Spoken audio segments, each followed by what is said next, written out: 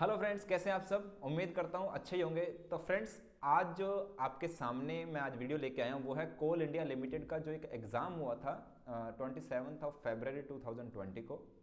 मेरे एक स्टूडेंट ने इस एग्ज़ाम को अपीयर किया था। उसके बाद उसने मुझे ये पीडीएफ शेयर कर दी थी विद आंसर्स। तो उसी के ऊपर आज हम चर्चा करने वाले हैं और ऐसे ही कई पीडीएफ ऑलरेडी मैंने ऐप के अंदर डाली हैं जो कि ओपन है। आप उसको जाके चेकआउट कर सकते हैं, वहाँ पर आप उनको पढ़ सकते हैं। ठीक है जी। तो अब ये एग्ज़ाम कैसे हुआ था देखिए, सेक्शन वाइज हुआ था। सबसे पहले जीके का हुआ था, बाद में मैथ्स का, इंग्लिश का। तो उनके ऊपर ना जाकर देखिए, मैं आपको उनके ऊपर ना जाकर, ये मैथ्स चल रहा है देखिए अभी यहाँ पर। तो मैं सीधा आता हूँ हमारे हमारे टॉपिक यानी कॉमर्स वाले सेक्शन के ऊपर। और कॉमर्स वाला सेक्शन हम यहाँ पर देखते हैं। देखिए, डोमेन नॉलेज। और जो ये पीडीएफ है ये हमारे जो मैनेजमेंट ट्रेनिंग का एक एग्ज़ाम करके हुआ था कोल इंडिया में, उसके ऊपर चर्चा करने वाले हैं। मकसद सिर्फ और सिर्फ इतना है कि आपको पता चले कि पब्लिक सेक्टर यूनिट्स जो एग्ज़ाम लेती हैं वो किस तरह का एग्ज़ाम होता है। नॉर्मली आईबीपीएस और टीसीएस मैक्सिमम चांसेस रहते हैं, टीसीएस इसका एग्ज़ाम लेता है। और डिपार्टमेंट भी अपना रोल प्ले करते हैं। आजकल बहुत डिपार्टमेंट खुद पेपर बनाता है, टीसीएस कई बार उसको कंडक्ट करता है, कई बार पेपर भी टीसीएस बनाता है। ठीक है, तो इस तरह का प्रोसेस रहता है। और जैसे जेवीएनएल में आईबीपीएस पेपर ले सकता है या सिर्फ आईबीपीएस उसको कंडक्ट कर सकता है, डिपार्टमेंट उसको एग्ज़ाम बना सकता है। तो ये सब प्रोसेस रहता है। ठीक है जी। तो इन क्वेश्चंस को देखकर आपको समझ में आएगा कि किस तरह से क्वेश्चन पूछे जा सकते हैं। अच्छा, आज क्या हम क्वेश्चन करने वाले हैं? जी नहीं, कुछ क्वेश्चंस को हम देखने वाले हैं।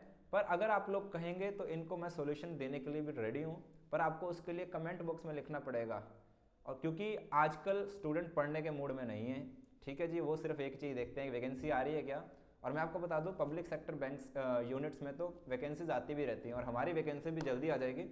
अगर आप इनके आंसर चाहते हैं तो आप नीचे कमेंट में लिखिए कि जी इनके आंसर करवा दीजिए। ठीक है, अगर बहुत से स्टूडेंट्स के रिक्वायरमेंट रहेगा तो मैं इसको करवाने के लिए रेडी हूँ, मुझे कोई प्रॉब्लम नहीं है। साथ ही साथ आपको ये भी मालूम होगा कि मैंने फाइनेंशियल अवेयरनेस के टॉपिक्स करवाने शुरू किए हैं। और सिर्फ न्यूज़ नहीं है, न्यूज़ का एनालिसिस भी है। क्योंकि हमने जो कॉमर्स की पढ़ाई की है वहाँ पर एनालिसिस हमें कॉलेजेस में नहीं करवाया गया है। तो इसके थ्रू आप समझ पाएंगे और आपके लिए बहुत सी अपॉर्चुनिटीज़ खुलेंगी जहाँ पर आप समझेंगे कि आप कैसे कमा सकते हैं। देखिए, नौकरी लगना अलग बात है, पर नॉलेज होना भी बहुत ज़रूरी है। ठीक है जी। तो चलिए अब हम शुरू करते हैं। और साथ ही साथ कुछ स्टूडेंट्स जो प्रैक्टिकल काम सीखना चाहते हैं तो उनके लिए भी मैं जीएसटी का एक कोर्स डिज़ाइन कर रहा हूँ, फ्री ऑफ कॉस्ट होगा अगर उसको बहुत से स्टूडेंट्स सीखना चाहते हैं। अदरवाइज ये क्या है, मेरा कोर्स पेड होता था, 20 से 30 हज़ार रुपये मैं इसके लिए चार्ज करता था दिल्ली में। ठीक है जी। तो अगर आप वो टैक्सेशन का कोर्स सीखना चाहते हैं तो मैं फ्री ऑफ कॉस्ट आपको सिखा सकता हूँ, क्योंकि आपके समय का यूज़ हो सके जो आप वेस्ट करते हैं। ठीक है जी। और 4 से 5 घंटे काम करके आप लोग 20 से 30 हज़ार रुपये कमा सकते हैं और साथ साथ अपनी पढ़ाई भी जारी रख सकते हैं। पर वही शर्त है इसके लिए भी कि बहुत सारे स्टूडेंट्स अगर इसको करना चाहेंगे तब मैं इसके लिए सीरीज बनाऊंगा, क्योंकि मेरे लिए ये हंड्रेड्स ऑफ घंटों का काम होगा, क्योंकि मुझे बहुत से घंटे लगेंगे इसको बनाने में। ठीक है जी। तो अगर आप ये चाहेंगे तब मैं करूंगा, अदरवाइज 2 4 10 स्टूडेंट्स के लिए ये नहीं होने वाला। चलिए, तो किस तरह के क्वेश्चन रहते हैं अब इसको हम समझ लेते हैं। कहाँ मिलेगी ये आपको? आपको ऐप डाउनलोड करना है देख डेमो का, वहाँ पर आपको ये पढ़ने के लिए मिल जाएंगी। और इसको मैं टेलीग्राम चैनल पे भी डाल देता हूँ, आप उसको वहाँ से भी डाउनलोड कर सकते हैं। पर बहुत सारे कंटेंट मैंने ऑलरेडी ऐप के अंदर ओपन किया हुआ है, तो आप वहाँ पर जाकर भी इसको पढ़ सकते हैं। देखिए, क्वेश्चन किस तरह से रहते हैं, कुछ मैं गाइड कर देता हूँ। क्वेश्चन क्या है? सबसे पहले क्वेश्चन ये लॉ से है। लॉ में कौन सा है? Public provident fund. Provident fund का जो है एम्प्लॉय प्रोविडेंट फंड, तो कितने लोगों पे होने पर ये एप्लीकेबल होता है? देखिए, अगर कोई एंटिटी में 20 लोग से ज़्यादा हैं तभी ये एक्ट एप्लीकेबल होता है। अच्छा, दूसरा इनकम टैक्स से क्वेश्चन रिलेटेड है, तो यहाँ से ये पूछता है कि कौन सा कथन गलत है या सैलरी से रिलेटेड नहीं है। तो सैलरी से रिलेटेड देखिए ये लाइन उन्होंने गलत लिखी है, क्योंकि ये पूरी की पूरी टैक्सेबल है, कोई छूट नहीं रहता सिटी कंपनसेटरी अलाउंस के लिए। अच्छा, अगला ये कहता है कि अकाउंटिंग स्टैंडर्ड के लिए कौन सी लाइन गलत करी है इन्होंने। तो ये कहता है कि अकाउंटिंग स्टैंडर्ड जो कहता है not deals with issue of disclosure requirement. देखिए क्या होता है, आपने अकाउंटिंग स्टैंडर्ड 1 से लेकर हमने 29 तक ऑलरेडी हमारी ऐप के अंदर कर लिया है। ठीक है, वहाँ पर हमने डिफरेंट चीज़ों के लिए अकाउंटिंग स्टैंडर्ड पढ़ा और AS1 भी पढ़ा था। तो ये देखिए अकाउंटिंग स्टैंडर्ड क्या करता है, कैसे प्रेजेंटेशन हो, जो ट्रांजैक्शन और इवेंट हो, कैसे उनको रिकॉग्नाइज करें और कैसे उनको मेजर करें, ये सब बताता है। क्या गलत है इसके लिए? Note deals with issue of disclosure requirement, ये लाइन जो है ये गलत है, इसीलिए इसका आंसर ये होता है। पी मैंने आपको स्टार मार्क करके दिया था जब हमने रेशियो का चैप्टर पूरा डाला है एफएम में। तो आप देखेंगे पीई के लिए फॉर्मूला कौन सा है, पीई का मतलब क्या था, कितने रुपए, 1 रुपया कमाने के लिए आप कितने रुपए देने के लिए तैयार हैं। मान लीजिए रिलायंस का शेयर खरीदना है, 1 रुपये का आपको प्रॉफिट होगा, पर आप कितने रुपए देने के लिए तैयार हैं, वो होता है पीई रेशियो। तो market price upon earning per share, ठीक है, अर्निंग पर शेयर जितना होगा उसका मार्केट प्राइस मान लीजिए 200 है और अर्निंग 20 रुपये है, अर्निंग पर शेयर ईपीएस, तो आप कितने रुपए देने के लिए तैयार हैं, 10 रुपये। समझ रहे हैं ना। तो इस तरह से आप इसका फॉर्मूला निकाल सकते हैं।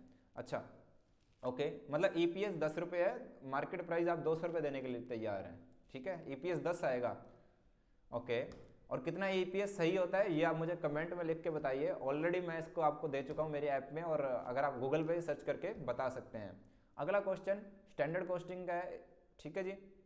ओके, अगला क्वेश्चन, ये क्वेश्चन अच्छा है, देखिए सेक्शन 63 ऑफ कंपनीज एक्ट, ये क्वेश्चन थोड़ा डिटेल में समझाने वाला है क्योंकि यहाँ सभी फॉर्मूलाज के आपको सिखाने पड़ेंगे। 63 ऑफ कंपनीज एक्ट ये क्या करता है, देखिए ये कहता है कि बोनस इशू कैसे होगा, और देखिए रीवैल्यूएशन रिजर्व से बोनस नहीं इशू किया जा सकता क्योंकि ये क्या है, फिक्टिशियस रिजर्व है। अब आप समझते होंगे फिक्टिशियस मतलब सिर्फ नाम के लिए है, इसके अंदर कोई पैसा नहीं होता। क्यों, हमारी बिल्डिंग 2 लाख से 20 लाख की हो गई तो हम क्या करते हैं, रीवैल्यूएशन रिजर्व क्रिएट कर देते हैं। एक्चुअल में उसके अंदर कोई पैसा नहीं होता, और आपको अगर जब बोनस इशू करना है तो आपको पैसे वाली एंट्री मारनी पड़ती है, जो कि आपके फ्री रिजर्व में होती है। सिक्योरिटी प्रीमियम अकाउंट में पैसा आता है क्योंकि आपको मिला होता है, ठीक है। कैपिटल रिडम्पशन में भी आपका पैसा ट्रांसफर होता है कि ये हमारी बचत हुई, पर रीवैल्यूएशन रिजर्व में कोई पैसा नहीं होता, इसीलिए उसमें से यूज नहीं किया जा सकता। अच्छा, अगला जो क्वेश्चन है वो है आपका कॉस्टिंग का क्वेश्चन है, ये प्रोसेस कॉस्टिंग का क्वेश्चन है, ठीक है जी। इसको भी समझने के लिए आपको एक फॉर्मूलाज के साथ करवाना है। अगर आपको ये क्वेश्चन करना हो तो आप मुझे बता दीजिएगा, मैं इसको करवा दूंगा, ठीक है। ये क्वेश्चन जो पीडीएफ आई उसमें पूरा आया नहीं तो इसके ऊपर हम कर नहीं सकते। अच्छा, value of firm, value of firm देखिए बैलेंस शीट के क्रेडिट साइड को अगर आप लेंगे तो वहाँ पर देखिए इक्विटी और डिबेंचर दोनों से मिलकर बनती है, तो मार्केट वैल्यू ऑफ इक्विटी इसका आंसर आ जाएगा। ग्रेचुटी 5 साल के बाद ही आपको मिलती है, तो 5 साल इसका आंसर होता है, याद रखेंगे। अच्छा, यहाँ पर जो क्वेश्चन है ये अर्निंग पर शेयर वाला है, और अर्निंग पर शेयर के लिए आपका अकाउंटिंग स्टैंडर्ड 20 यूज होता है, ये आप याद रखेंगे। ये आपका कॉन्ट्रैक्ट वाला जो AS7 है उसके तहत ये क्वेश्चन किया जाएगा, और इसका आंसर 3000 रुपये, बिल्कुल ठीक है। अब आता है नेगोशिएबल इंस्ट्रूमेंट, तो यहाँ पर थर्ड डे इसका आंसर आएगा, बिल्कुल सही आएगा। ये आप पढ़ लीजिए। ये जॉब कॉस्टिंग का देखिए, कॉस्टिंग के क्वेश्चन कितने अच्छे पूछे जा रहे हैं, आप इसको देख सकते हैं। ये सेल्फ बैलेंसिंग वाला चैप्टर आ गया, ओके। और इसके आगे मैंने अभी क्वेश्चंस देखे नहीं है, मैं आपको सही बताऊं, पर मुझे इतना आइडिया, देखिए ये इन्वेस्टमेंट का आ गया, तो ये ऑलरेडी हम कर चुके हैं ये सारी चीज़ें। अच्छा, गवर्नमेंट कंपनी, ये सारा 51 ये हम कर चुके हैं लॉ में, तो ये मोस्टली हम कर चुके हैं। काफ़ी क्वेश्चन भी मैंने आपको दिए हुए हैं, अगर आप ये सारा करना चाहते हैं। देखिए ये बोनस पीएसयू में क्या होता है, पीएसयू में ना ये 3 एक्ट जो आपके बीकॉम में और आते हैं उनको भी इन्होंने कवर किया हुआ है। देखिए मतलब सिक्योरिटी एक्ट, सेबी से क्वेश्चन पूछ लेते हैं कभी कभार ये, पर यही है कि 2-2, 4-4 क्वेश्चन इनके रहते हैं। और जेवीएनएल में ये वाले क्वेश्चन नहीं है, पर ठीक है, अगर आप लोग कहेंगे तो ये थोड़ा थोड़ा जो इनका भी होगा वो भी आपको करवा दिया जाएगा, ठीक है जी। सो मिलते हैं, टेक केयर, बाय बाय। उम्मीद करता हूँ वीडियो आपको अच्छा लगा होगा, और आपको जो भी हेल्प की ज़रूरत हो आप कमेंट बॉक्स में लिख सकते हैं, और जो मेरे वीडियोज़ आ रहे हैं आप उनको देखिएगा, उसमें आपको वैल्यू एडिशन मिलेगा, काफ़ी कुछ सीखने को मिलेगा।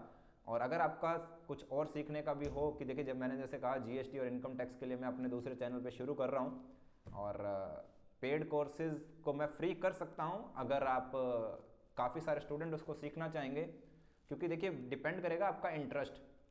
और अभी तो सिर्फ आपका इंटरेस्ट ये है कि वैकेंसी कब आ रही है, और वैकेंसी तो देखिए आ जाएगी, पर आप समय का सदुपयोग कीजिए। उम्मीद मैं यही करता हूँ कि आप बढ़िया से तैयारी करेंगे, ठीक है जी।